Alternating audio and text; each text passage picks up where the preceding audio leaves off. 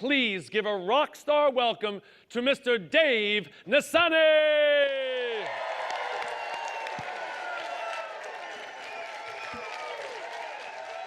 Whoa. Thank you. Thank you. Calm down. Calm down. How many out there are caregivers? Hands? How many know a caregiver? Wow, that's about everybody. So now, I've been a caregiver 21 years to my beautiful wife, Charlene. She's not here, but she's gorgeous, let me tell you. She suffered a massive stroke 21 years ago, became speech impaired, paralyzed on the right side. And in that moment, I had something in common with Dwayne "The Rock" Johnson, Queen Latifah, Hillary Clinton, and Henry Winkler, the Fonzie, all caregivers.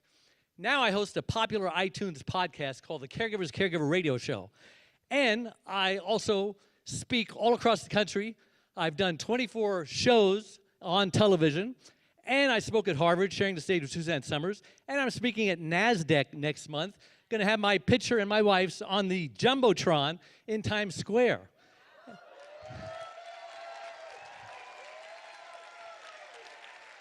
All of this would not be possible if I never met Craig Duswalt and attended his Rockstar marketing bootcamp and became a member of his mastermind. Thank you, Craig.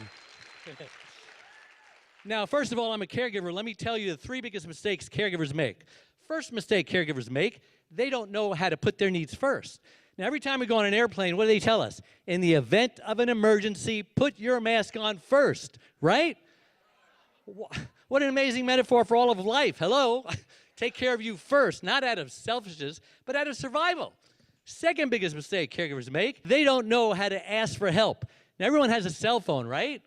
You turn it on, you punch in your number. Hello, Mom, I need help. Grandma's driving me crazy.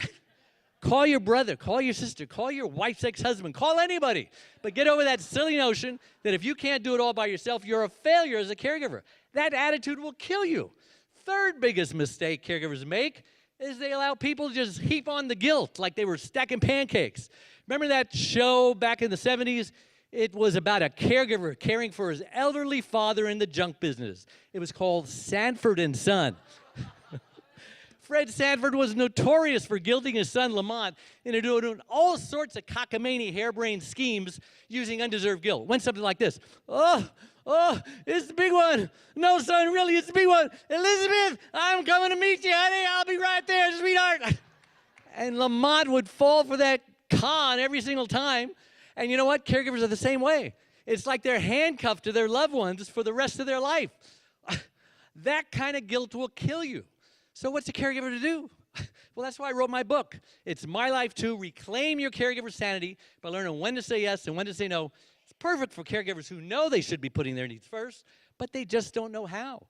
And this book isn't just for caregivers. Now's the time to learn how to be a caregiver, not when tragedy strikes and you don't even have time to scratch your head and your loved one becomes disabled. Thank you very much.